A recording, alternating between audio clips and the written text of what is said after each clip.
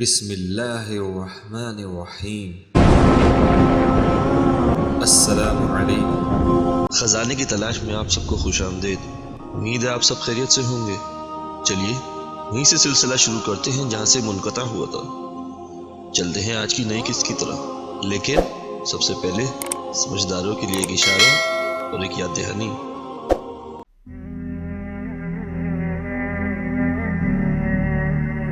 ناظرین، حضور اکرم صلی اللہ علیہ وآلہ وسلم کی پیدائش سے 50 یا 55 دن قبل اصحاب فیل کا واقعہ پیش آیا، جو سیرت اور تاریخ میں معروف اور مشہور ہے، اور قرآن کریم میں اس کے بارے میں ایک خاص صورت نازل ہوئی۔ ناظرین، ہم یہاں اس پورے قصے کی تفصیل تو بیان نہیں کریں گے، لیکن مختصراً آپ کے سامنے کچھ حقائق ضرور رکھ دیں گے۔ ناظرین، نجاشی شاہ حبشہ کی جانب سے یمن کا حاکم ابرہہ تھا۔ جب اس نے یہ دیکھا کہ تمام عرب کے لوگ حج بیت اللہ کے لیے مکہ مکرمہ جاتے ہیں اور خانہ کعبہ کا طواف کرتے ہیں، تو اس نے یہ چاہا کہ عیسائی مذہب کے نام پر ایک ایسی عالیشان عمارت بناؤں جو نہایت ہی خوبصورت اور دیدہ زیب ہو کہ عرب کے لوگ سادہ کعبہ کو چھوڑ کر اسی عالیشان عمارت کی طرف آنے لگے۔ چنانچہ یمن کے دارالسلطنت مقام صنعا میں ایک نہایت خوبصورت بھیجا بنایا۔ عرب میں جب یہ بات مشہور ہوئی تو قبیلہ کنانہ کا کوئی آدمی وہاں گیا اور کچھ نجاست کر کے بھاگ گیا۔ یہ ابن عباس سے منقول ہے، اور بعض کہتے ہیں کہ عرب کے نوجوانوں نے اس کے قریب آگ جلائی ہوئی تھی، جو ہوا سے اڑ کر اس گرجا گھر میں لگ گئی اور گرجا گھر جل کر خاک ہو گیا۔ ابرہہ نے غصے میں آ کر قسم کھائی کہ خانہ کعبہ کو بھی منہدم اور مسمار کر کے سانس لوں گا۔ اسی ارادے سے مکہ کی طرف فوج روانہ کی، جس کی قیادت اس نے خود اپنے ہاتھ میں رکھی۔ راستے میں عرب کے جس قبیلے نے بھی مزاحمت کی، ابرہہ اپنی فوج کے ساتھ اس قبیلے کا صفایا کرتا چلا گیا، یہاں تک کہ مکہ مکرمہ پہنچ گیا۔ ناظرین، جب مکہ پہنچا تو اس کا بہت بڑا لشکر تھا، جس میں ہاتھی بھی تھے۔ ناظرین، اہل مکہ کے مویشی بھی مکہ کے اطراف میں چرتے تھے۔ ابرہہ کے لشکر نے وہ مویشی پکڑے جن میں 200 اونٹ حضور صلی اللہ علیہ وآلہ وسلم کے دادا حضرت عبد المطلب کے بھی تھے۔ اس وقت قریش کے سردار اور خانہ کعبہ کے متولی حضرت عبد المطلب ہی تھے۔ جب ان کو ابرہہ کی خبر ہوئی تو قریش کو جمع کر کے کہا، گھبراؤ مت اور مکہ کو خالی کر دو، خانہ کعبہ کو کوئی نقصان نہیں پہنچا سکتا، یہ اللہ کا گھر ہے، وہ خود اس کی حفاظت کرے گا۔ بعد میں عبد المطلب ابرہہ کے پاس گئے، جہاں ان کا شاندار استقبال کیا گیا۔ اللہ تعالیٰ نے حضرت عبد المطلب کو بے مثال حسن اور جمال اور عجیب عظمت و ہیبت اور وقار اور رعب و دبدبہ عطا فرمایا تھا، جس کو دیکھ کر ہر شخص مرعوب ہو جاتا تھا۔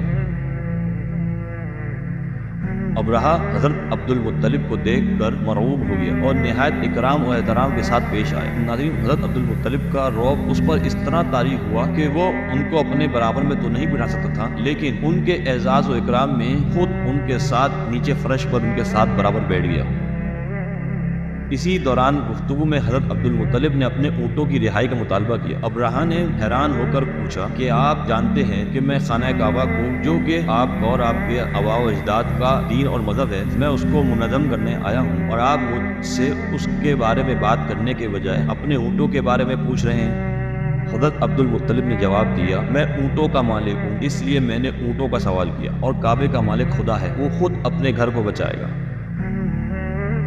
ابرہہ نے کچھ دیر خاموش ہونے کے بعد حضرت عبد المطلب کو تمام اونٹ واپس کرنے کا حکم دیا۔ حضرت عبد المطلب اپنے اونٹوں کو واپس لے کر آ گئے اور قریش کو حکم دیا کہ مکہ کو خالی کر دیں، اور تمام اونٹوں کو انہوں نے خانہ کعبہ کی نظر کر دیا اور چند آدمیوں کو اپنے ہمراہ لے کر خانہ کعبہ کے دروازے پر حاضر ہوئے اور گڑ گڑا کر دعائیں مانگی کہ اللہ، بندہ اپنی جگہ کی بات کرتا ہے، بس تو اپنے مکان کی حفاظت فرما، اور اہل سلیب اور سلیب کے پرستاروں کے مقابلے میں اپنے اہل کی مدد فرما۔ ان کی سلیب اور ان کی تدبیریں کبھی بھی تیری تدبیروں پر غالب نہیں آ سکتی۔ تیرے حرم کی بربادی کا ارادہ لے کر آئے، جہالت کی بنا پر یہ ارادہ ہے، تیری عظمت اور جلال کا خیال نہیں کیا۔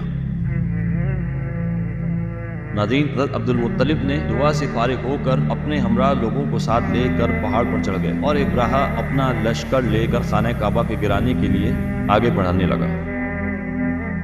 اور ناظرین اسی دوران اللہ تعالیٰ کے حکم سے چھوٹے چھوٹے پرندے غول کے غول اطراف میں نظر آنا شروع ہو گئے. ہر ایک کی چونچ اور پنجوں میں چھوٹی چھوٹی کنکریاں تھیں جو لشکر پر برسنے لگی. خدا کی قدرت، وہ کنکریاں لشکر والوں پر ایسے گرتی جیسے کوئی بہت بڑا ایٹم بم گرا. جس پر بھی وہ گرتی وہ وہیں ختم ہو جاتا. غرض یہ، اس طرح ابراہا کا تمام لشکر تباہ و برباد ہو گیا. ابراہا کے بدن پر چیچک کے دانے نمودار ہوئے جس سے اس کا تمام بدن سڑ گیا اور بدن سے پیپ اور لہو بہنے لگا اور ایک ایک کر کے اس کے جسم کے اعضاء کٹ کٹ کر گرتے جاتے. بالآخر اس کا سینہ پھٹ پڑا اور دل باہر آ گیا اور اس کا وہیں خاتمہ ہو گیا. جب سب مر گئے تو اللہ تعالیٰ نے ایک سیلاب بھیجا جو سب کو بہا کر دریا میں لے گیا.